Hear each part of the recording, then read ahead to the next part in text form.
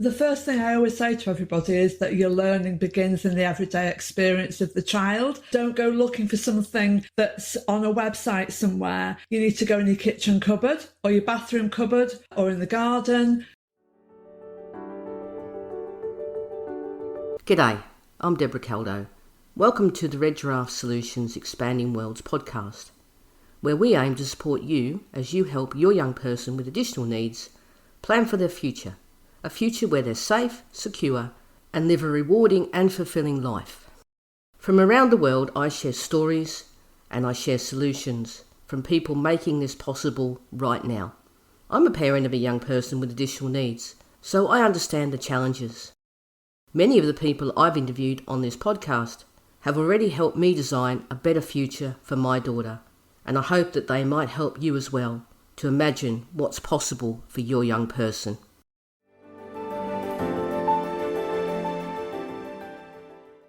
One topic I never imagined I'd end up discussing on this podcast was wooden spoons, or the woodiness of wooden spoons. But this is the week when it happens. Obviously that's not the only topic I'm discussing this week with my guest, Gwyn McCormack from Positive Eye. Gwyn works with and creates resources for children with visual impairments. But the resources she's created would be great for any child because they make learning fun and engaging.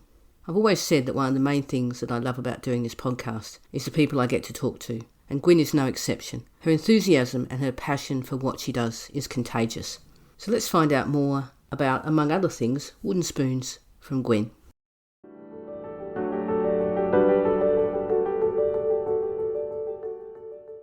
Can we start off by finding out a little bit about you and then also a little bit about what you do at Positive Eye? Thank you very much indeed for having me. So I am Gwyn McCormack and I am by profession a qualified teacher of children with vision impairments. And 17 years ago, I left my job and set up Positive Eye. And so now for the last 17 years, I've been delivering training to predominantly teachers who work with children with a vision impairment. I train for all ages, all abilities and all needs on my practical approaches to learning. And I've travelled across the world really, both virtually and in person, delivering training and also writing really practical programmes, things that I always thought we all needed when I was in my day job and never had time to write them. And I've written lots of different programmes, both about independence, about visual skills, about tactile skills, many different programmes. When you're talking about these practical resources, what are some of the things that you do at Positive Eye? Well, I think the first thing I always say to everybody is that your learning begins in the everyday experience of the child. Don't go looking for something that's on a website somewhere. You need to go in your kitchen cupboard or your bathroom cupboard or in the garden. You need to look around you because around me, around you, around all of us are the greatest opportunities for learning. So I would always start with things that are part of that child's everyday life. So it might be their cup, their plate, their spoon. And I always use the example when I do a training about the woodiness of the wooden spoon. And I always arrive wherever I go with all my lovely set of wooden spoons, my variety of wooden spoons.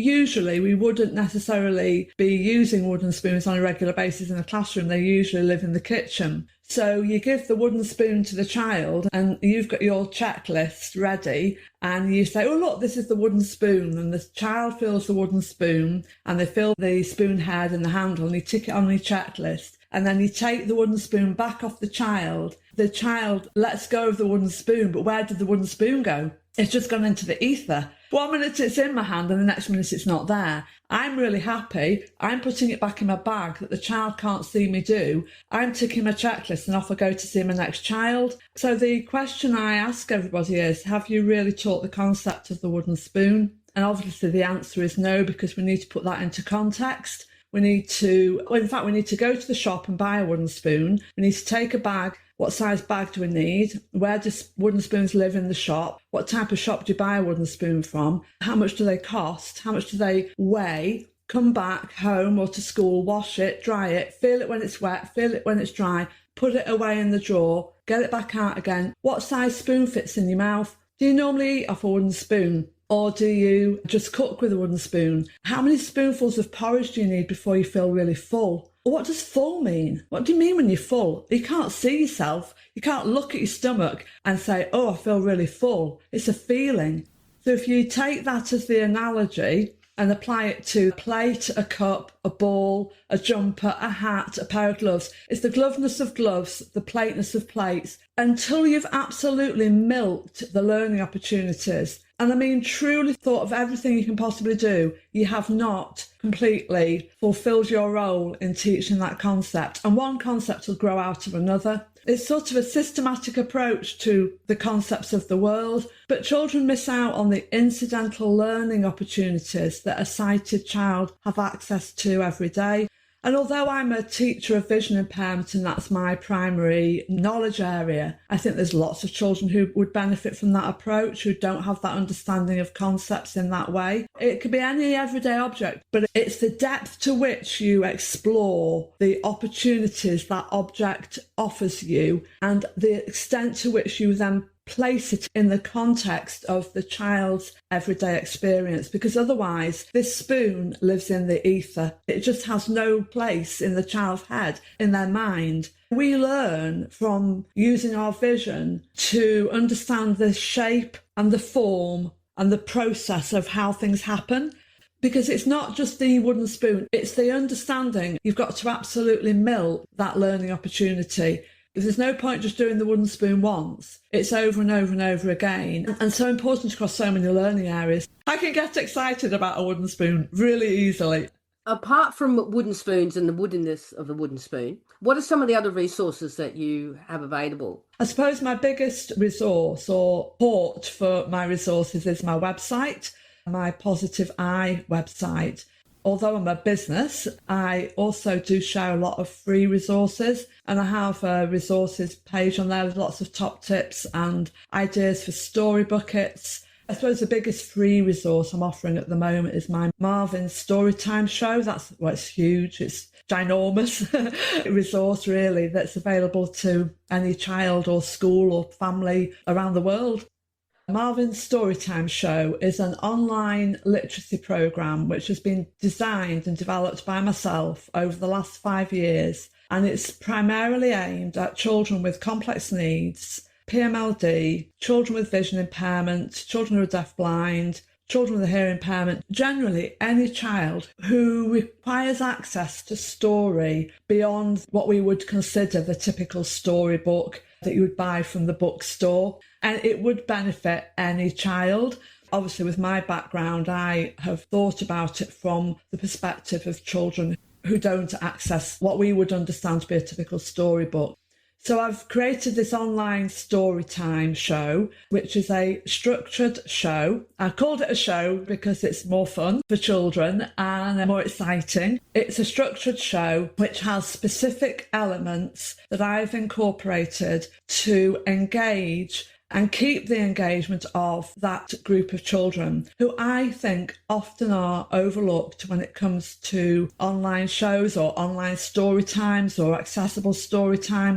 It's all done in my little office here, all set on a black background using high contrast characters that I make. I've got over 100 characters and I write the stories of a little boy called Marvin, and he goes on crazy, fun, happy adventures. He's a really kind and helpful little boy who loves to meet new people and make new friends.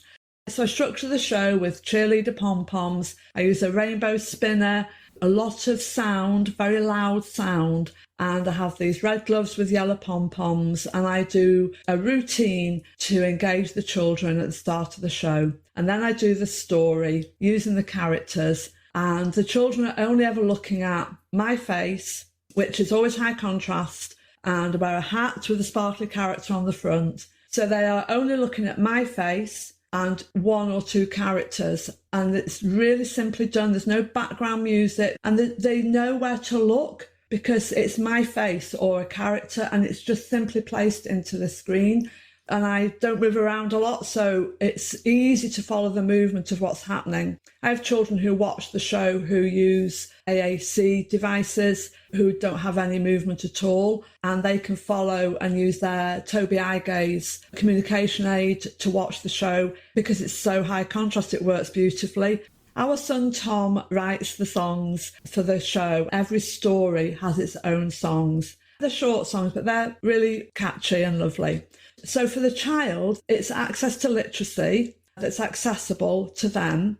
For the educator, it's a brilliant opportunity for them to observe how the child is engaging. So it helps them create a visual profile or a profile of how the child responds, so they can use that knowledge to support them to understand how to present things to the children. I've had so much positive feedback over the last 5 years. It's reached the hardest to reach child. So many teachers have said, we don't know what to do with this little girl or boy, Gwyn. But when you come on, they will watch the show and watch the whole thing for 45 minutes, and we can't believe it. So there's so much for the educator, there's so much for the child, and there's so much for the parent. So many parents have said to me it's helped them when they've got lots on their plate and they're worried about their little one, that this has brought great joy to them. So that's what Marvin is. I offer it for free. And you watch the shows on Zoom. I run a programme schedule throughout the year. Everything's recorded and located then on Marvin's website.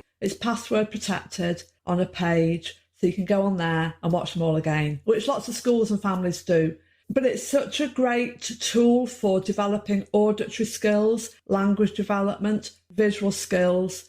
I wouldn't do it if I didn't think it was worthwhile for children, and that's why I made it free. There's so many barriers to children. They don't get that option. And I thought, right, I'm going to just take away as many barriers as I can, so the pathway is open as much as possible to them watching.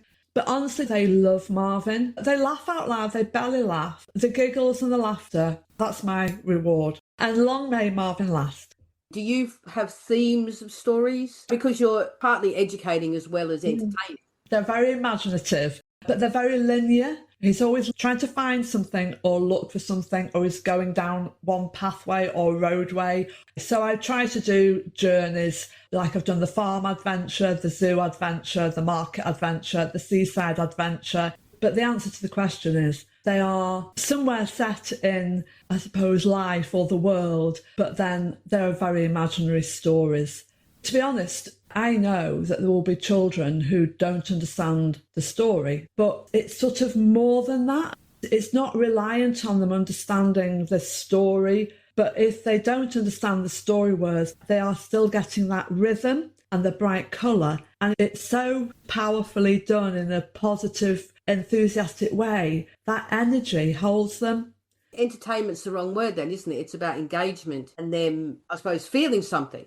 Absolutely. You've hit the nail on the head. That's its primary role or function, because so many children with PMLD and complex needs need support to engage, and to engage for a sustained amount of time. What I think it's doing, and this is only my personal opinion, and I can't prove it scientifically, but just because I've got so much feedback now, I think it's helping children to realise the function of their eyes. This is so engaging that they will look for longer, look towards one place for longer, be engaged for longer. And I think the sound, the loud sound of my enthusiastic voice keeps them. It's sort of saying, look over here, it's where the fun's happening. And so teachers have said to me that what they're finding is that in other situations, they keep their vision switched on for longer, they engage for longer.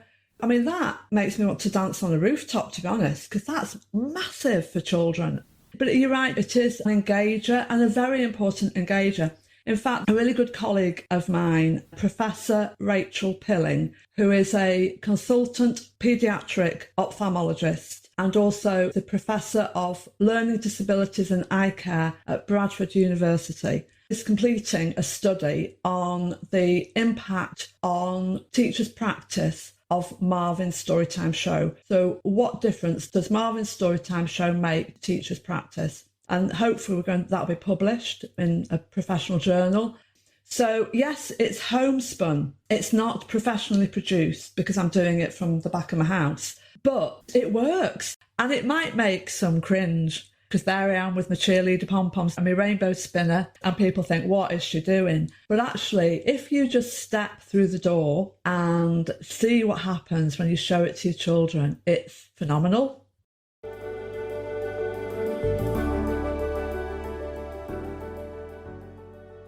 I don't know about you, but I'll never look at a wooden spoon quite the same. But on a serious note, this whole idea around providing real context and depth into how we explain things would benefit all of our children.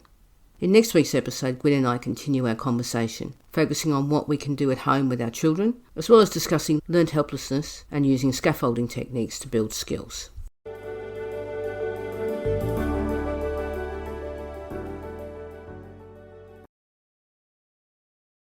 I just want to say thank you for taking the time to listen, and I hope that the stories and solutions shared on here help you as you support your young person to create their future. If you know anyone who would find the ideas useful, please share the podcast with them. You can find me on Instagram and Facebook. You can also connect with me on LinkedIn at Debra Caldow. I'd love to have a conversation with you on any of the topics we all care about. Bye for now.